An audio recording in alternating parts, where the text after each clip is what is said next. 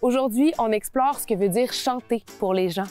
Si les yeux sont le miroir de l'âme, mais moi je pense que la voix est le vaisseau des émotions.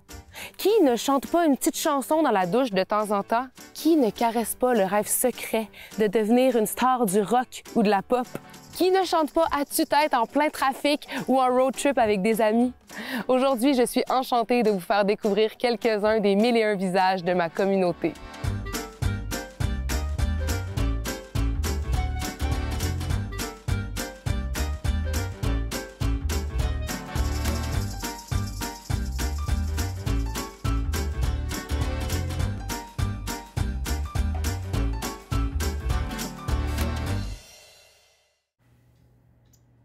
Tu sais, j'ai appelé mes oiseaux, genre comme mon grand-père et ma grand-mère. Il y en a un qui s'appelle Pete, puis l'autre s'appelle Toinette, parce que ma grand-mère c'était Antoinette. Antoinette est décédée, genre, il y a quelques mois. Ils sont vieux depuis sa vie 8 ans, ça là. Puis mon Pete, lui, je l'ai encore, il est rendu à 13 ans. Puis il est encore vivant. Dans mon album Souvenir, il y a la première fois où j'ai chanté en public. Une photo avec mon groupe Les Monkeys. Je faisais la chanson Jack le Chico. Mon premier voyage dans le sud, lorsque j'ai pogné un coup de soleil, j'avais des cloches d'eau sur les épaules, là-dessus. Et la photo de mon enregistrement de mon premier album, Du soleil au cœur. Je suis Kevin Day, je suis auteur, compositeur, interprète.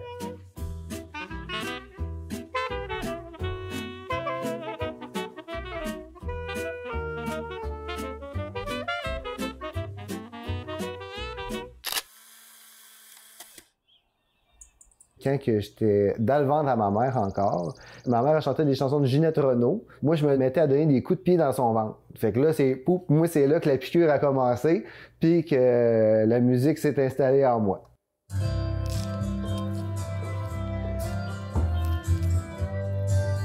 Mais ma mère, elle faisait des cassettes, elle mettait des cassettes là, avec sa sœur Janelle. Puis moi, j'étais sur ma petite chaise, puis les gens me shakaient, parce que là, j'étais fier de ma mère, puis je voulais pas qu'elle se plante là, dans le spectacle.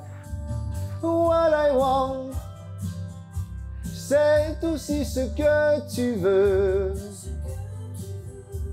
Bonheur paisible, une santé de fer et vivre à deux.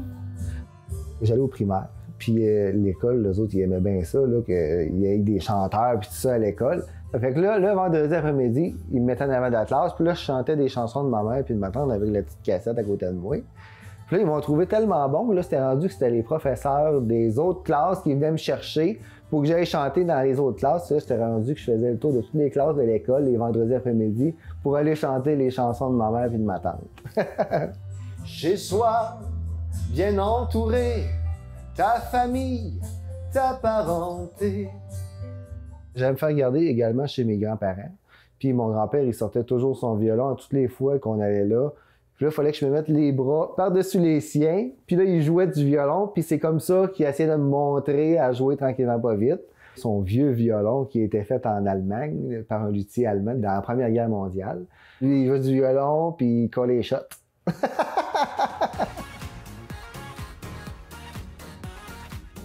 Ça, c'est à la fin d'un spectacle avec le groupe Les Monkeys à la Coop Paradis. J'avais décidé de mettre des souliers disco, des souliers plateforme. Ça n'a pas fait l'unanimité. Hein? Au départ, tu vas pas mettre ça, ça n'a pas d'allure. Il y a des talons là-dessus, c'est des souliers de filles. J'étais là, ben non, les gars, c'est des souliers disco des années 70. Sans doute vos pères, ils en ont déjà mis des souliers de même, là. Il n'était pas vraiment sûr, mais finalement, j'ai mis mes souliers puis ça a très bien passé, là, à part que j'ai manqué une tordre d'une cheville, là, vu que j'étais pas habitué de marcher avec ça sur le stage, là. Moi, j'ai fait des parties ici du jour de l'an. On était 35 dans la maison. Puis je faisais un gros buffet qui faisait tout le comptoir. Bien sûr, quand mon grand-père était là, il sortait le violon. On se met à chanter tout le monde ensemble, les chansons, puis le karaoké également, dans le cours, dehors, en arrière, l'été. On sort le système de son, les grosses caisses de son, puis la console, les micros. On se donne à cœur jouet. On s'époumonne. Non, on est toujours respectueux des voisins. Là, on essaye à 11 h de mettre le mute. Hein? De ce temps-là, là, les gens, ça veillait pas mal plus qu'aujourd'hui. Hein? Le monde, ça allait dans les bars, puis ça dansait, ça chantait. Quand ma mère elle chantait, un moment donné, elle a eu une extinction de voix. Okay? Pour essayer de chanter, elle avalait de la vaseline à cuillère. Des cuillères de vaseline, elle prenait ça. Ça marchait pas partout. La tarte aux framboises à ma grand-mère.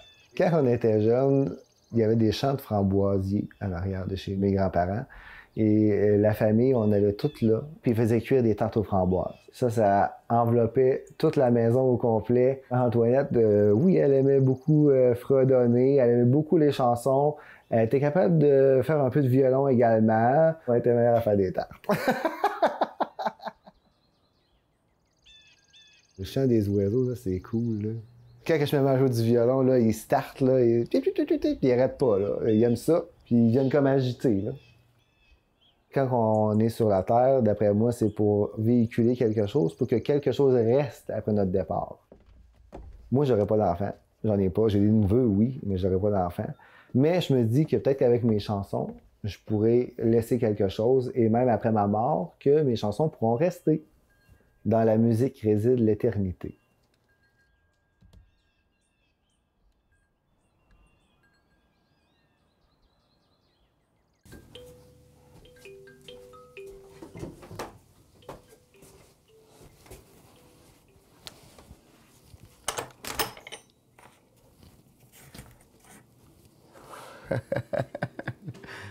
Au départ de ma vie, je pense que la musique existait dans mon ADN depuis plusieurs générations. Puis dernièrement, je me fais demander « Hey, tu joues beaucoup des instruments. C'est quel ton instrument préféré ?» Et là, j'ai eu une réflexion à dire « Je n'ai pas d'instrument préféré, mais si j'en avais une à choisir, je pense que c'est celui-là que je ne peux pas changer puis qui est toujours avec moi, puis c'est ma voix. » Ça, c'est moi puis ma grand-mère. Tu vois, dans son sourire, le bonheur de vivre. Hein? Ça, c'est moi quand j'allais à l'école en Argentine. Ça, c'est mon groupe de musique. Quand j'étais en forme, puis je pouvais sauter avec mon charango, check ça. Ça, c'est mon baptême. Ça, c'est mon anniversaire. Voyage, voyage, hiver, voyage. Les îles de la Madeleine, ma mère, mon père, puis moi. Je m'appelle Juan Sebastián Larobina Gómez et je fais des projets.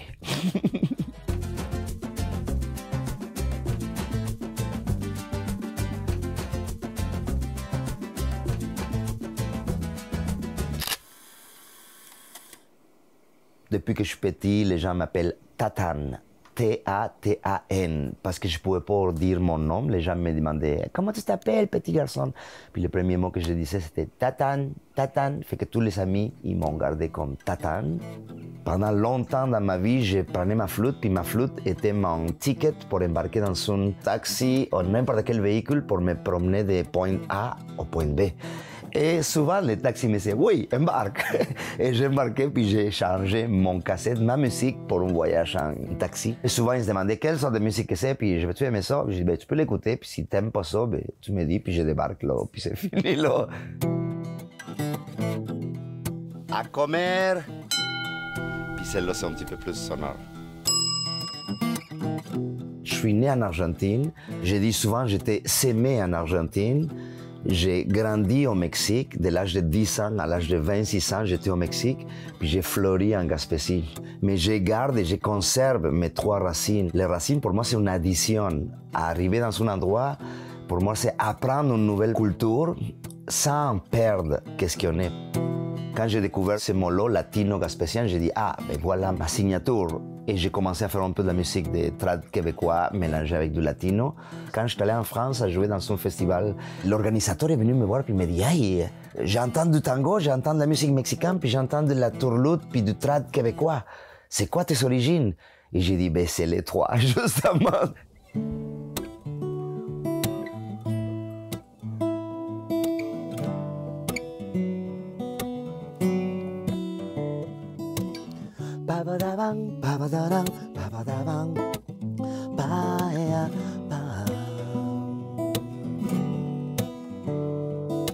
El corazón abierto siempre dice la verdad. La musique live est irremplaçable. C'est un moment de magie. Je crois que ça revient tranquillement que la musique est un outil essentiel pour l'âme. Y volar hacia la eterna libertad.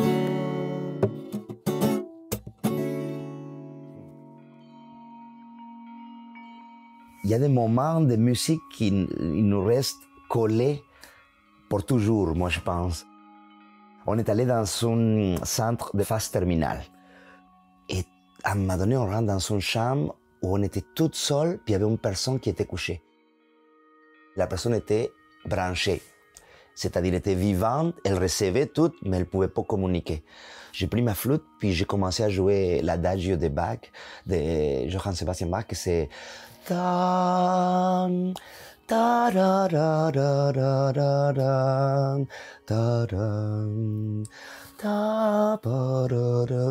une pièce magnifique et les poils, ils me lèvent juste d'en parler parce que la personne, le visage a commencé à changer. Les larmes ont commencé à couler et nous autres, on a commencé à flotter parce que je ne pouvais pas finir ma chanson tellement que l'ambiance était à couper. C'était un moment magique. On a sorti de l'eau, puis l'infirmière nous a dit que la personne n'avait jamais reçu de visite depuis la dernière année. Le pouvoir de la musique, on n'est pas conscient souvent de qu'est-ce que ça fait. Tout le monde en voit. Parce que quand on voit quelqu'un qui nous chante, ça vient nous chercher, ça nous touche. Un instrument, pour moi, c'est quelque chose qui me permet de communiquer. Écrire des textes, puis communiquer à travers une mélodie, un rythme, puis une histoire.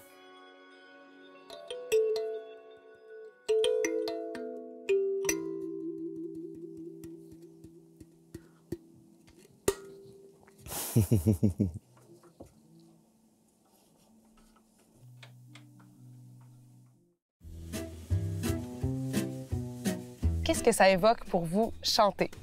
Chanter? L'action de chanter? Ouais, l'action de chanter. La musique. Donc, moi, l'expression qu'on connaît bien au Québec, là. Est-ce que vous chantez, vous, madame? Oui. Oui, vous chantez? Oui. J'ai chanté beaucoup, beaucoup quand j'avais une garderie. OK, vous chantiez aux enfants. Beaucoup. Vous, est-ce que vous chantez? Non. Non? J'ai chanté à la pomme quand j'avais 20 ans. Là, mais... Ah. Ça évoque la joie, le laisser aller, le lâcher prise. Ouais. Quand j'entends de la musique au radio, oui, je fredonne toujours.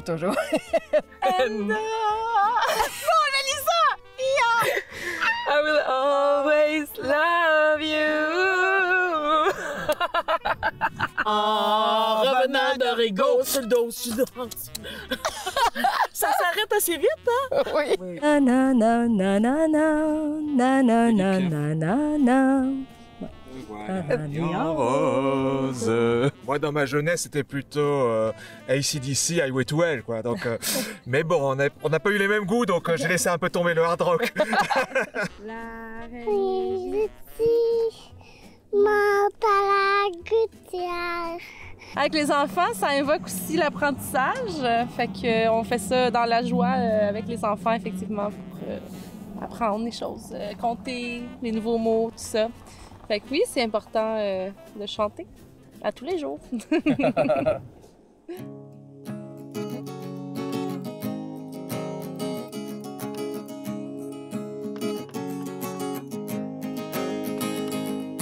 Éternellement insatisfait et toujours à la recherche de succès. On a brisé les liens pour s'éloigner, on a brûlé les potions naufragées. Personne pour chanter le chorus, on a tout fait pour garder le focus. Ce retour à l'essentiel où rien de plus, fait le tour de la terre.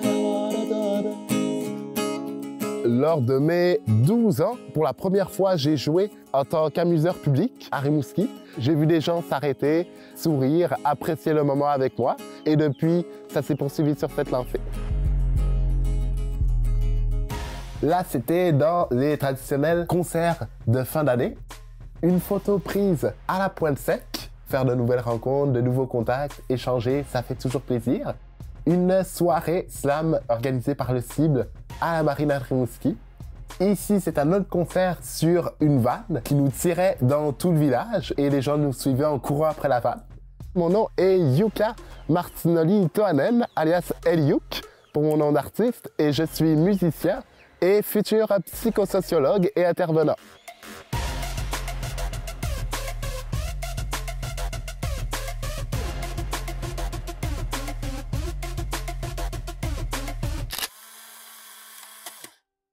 Je chantais déjà tout jeune. Je n'ai jamais pris de cours de chant avant même que le rap et tout ça débute. J'avais une formation en classique, donc j'étais habitué à jouer de la musique très technique. Quand je vois la vie défiler, des fois je me pose des questions. Elle nous rappelle que les moments de bonheur vrais ne durent que fraction. Le rap game est trop violent, donc je remixe à ma façon. Et si je fais ça pour la famille, alors je le fais par passion. Ok. J'ai déjà eu une personne qui m'a sorti une phrase du style « Oui, tu es musicien, mais c'est quoi ton vrai métier ?» Sur le coup, bien évidemment, ça m'a étonné. Je me suis dit « Mais je viens de le définir, musicien !» Mon style de musique, je pourrais le définir comme du rap acoustique. Beaucoup d'influences, le rap, le hip-hop et plus de musique comme les Cowboys Fringants, plus dans la région aussi, donc Saint-Gabriel, Saint-Anaclet, où j'ai grandi.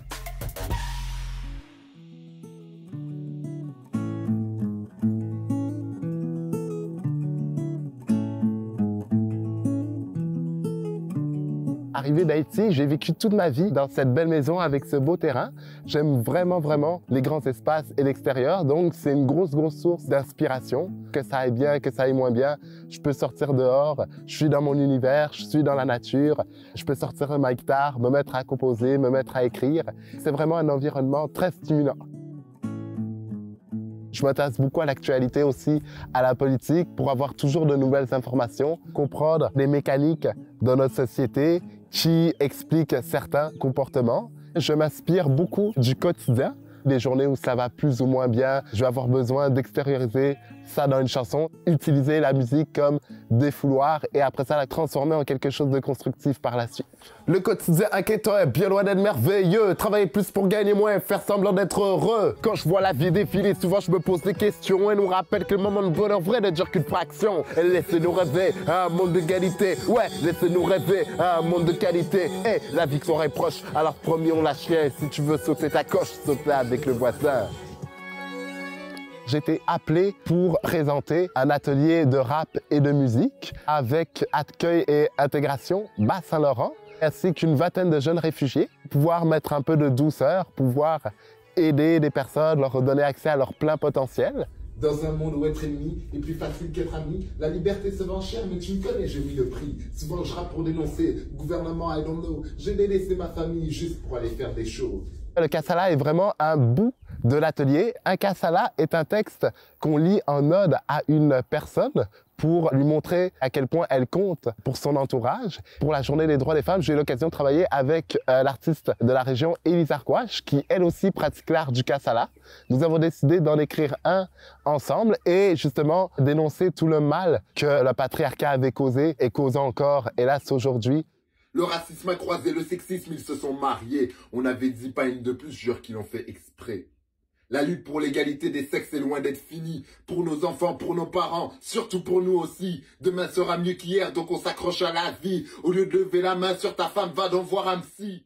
C'est comme un message d'espoir pour dire vous n'êtes pas tout seul, on est prêt à se battre avec vous pour que vous ayez absolument les mêmes droits, qu'on soit sur un pied d'équité. Donc c'était vraiment un texte d'appel à la justice et à l'équité. Pour le futur, c'est sûr que je souhaite progresser le plus loin et le plus haut possible dans la musique. Sur mon épitaphe, j'aimerais bien qu'on écrive « Chantez ». Ayez du plaisir, ayez de la bonne humeur. Oui, vous pouvez être triste, oui, vous pouvez regretter, mais la vie doit continuer, le plaisir doit poursuivre. Remémorez-vous les bons souvenirs qu'on a passés. Profitez de l'occasion pour tourner la tristesse en tristesse réparatrice via la musique.